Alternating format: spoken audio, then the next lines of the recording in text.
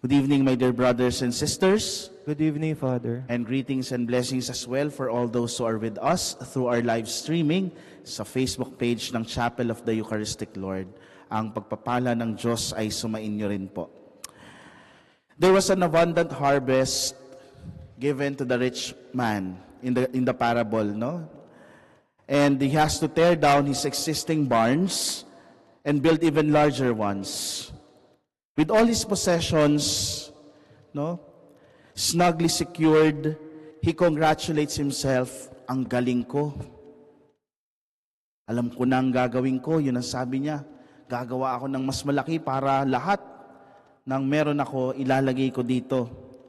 So mamumuhay na lang ako ng marangya, masarap na buhay. No? He has security.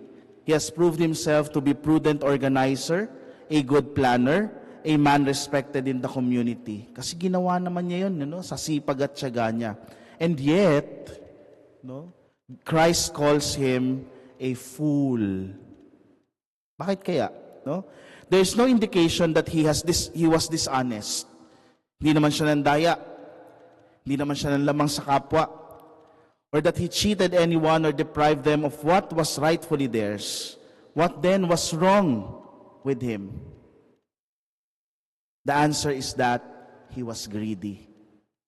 No? Sa Tagalog, sakim. That's why Jesus said, avoid greed in all its forms. A man may be wealthy, but his possessions do not guarantee him life. He wants security in the future, but he does not look far enough beyond death to a security that only God can guarantee.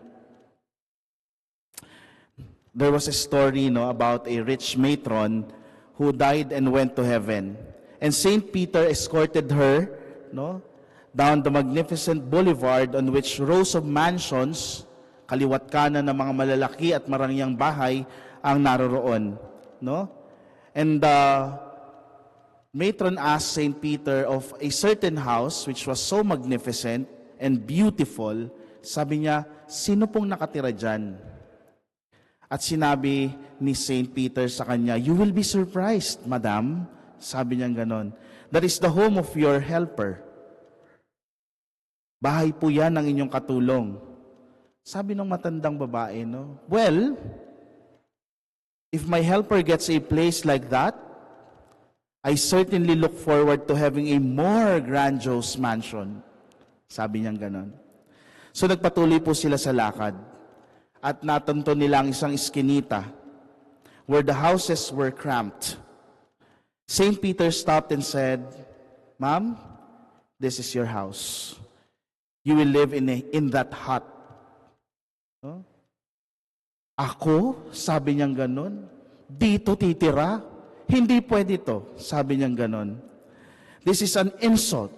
On earth, I was rich and famous. I understand, but this is the best we can do for you, sabi ni Saint Peter. You must understand that we only build houses, sabi ni Saint Peter, up here with the materials you send ahead while you were still on earth. Binubuo lamang namin yung bahay ninyo sa kung ano man yung ipinapadala ninyo mula sa buhay ninyo sa lupa. The materials we are supposed to send ahead are obviously not cement, hindi pako, hindi kahoy, hindi bato, hindi graba, but spiritual things like our good works, our acts of kindness, our piety, yung malasakit natin sa kapwa, yung pagbabahagi natin. Ito yung magiging material ng bahay natin sa langit. Certainly, we have to work and to save for the future. Tama naman yon.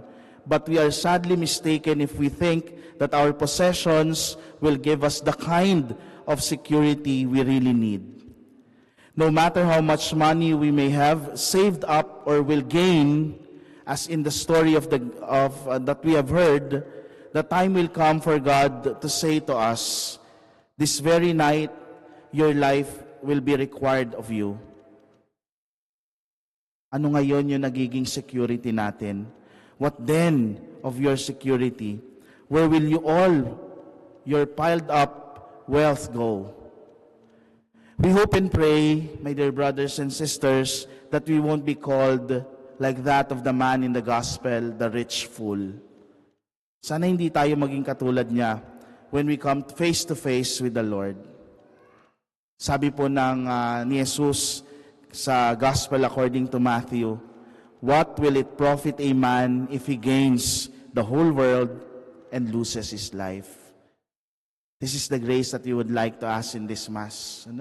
As we receive Jesus in the Eucharist, may we be like Him. Sana maging katulad tayo ni Jesus. Mas unahin natin, mas i-priority natin yung mga bagay na makapagdadala sa atin papalapit sa Diyos. Huwag sana tayong maposes ng ating mga possessions in such time na makita na lang ang ating mga sarili, na hindi na natin maabot yung kung saan man tayo nais ng Diyos makarating. What will it profit a man if he gains the whole world and loses his life?